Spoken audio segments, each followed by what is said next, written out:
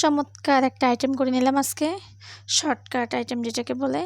আজকে মাছ ছিল, ডাল ছিল, একটা সবজি তরকারি ছিল। তারপর আমার ইচ্ছে করলো একটু ডালের পেঁয়াজু দিয়ে গরম গরম ভাত খাই। তাই রাতে তৈরি করে নিলাম। এই যে দেখো, আমার হাজব্যান্ডকে বললাম খাবা নাকি? সে বলল যে ঠিক আছে তৈরি করো। ডালটা ব্লেন্ড করে রেখে দিয়েছিলাম ফ্রিজে। ওখান থেকে কিছু অংশ নামিয়ে নিলাম। পেঁয়াজটাকে একটু বড় বড় করে কেটে নিলাম। কাঁচামরিচ দিলাম, ধনিয়া পাতা দিলাম, আদা, ধনিয়া, জিরা, হলুদ, মরিচের গুঁড়ো দিলাম। দিলাম একটু কর্নফ্লাওয়ার মুচমুচে হওয়ার জন্য। তোমরা কি কেউ এভাবে করে খেয়েছো? যদি করে না খেয়ে থাকো অবশ্যই করে খাবে। এভাবে অনেক টেস্ট হয়। এটা পান্তা ভাতের সাথে খাওয়া যায়, গরম ভাতের সাথেও খাওয়া যায়।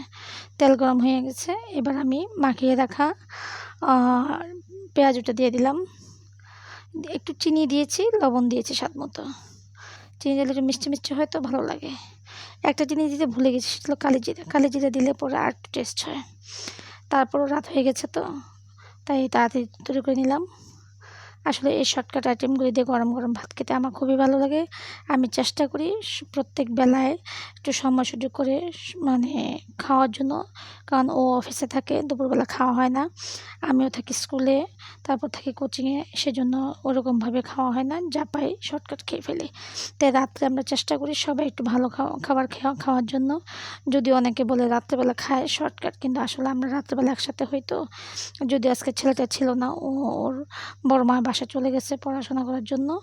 ও ওখানে মানে সায়েন্সে পড়ে তো, তাই ওর বড় মা এবং বড় পাপ্পা মানে আমার বড় বোন, বড় বোনের জামাই, ওরা সায়েন্সের টিচার। কোনো কিছু নিয়ে সমস্যা হলে ওরা দেখিয়ে দেয়। এই যে দেখছো কি মচমচা হয়ে গেছে।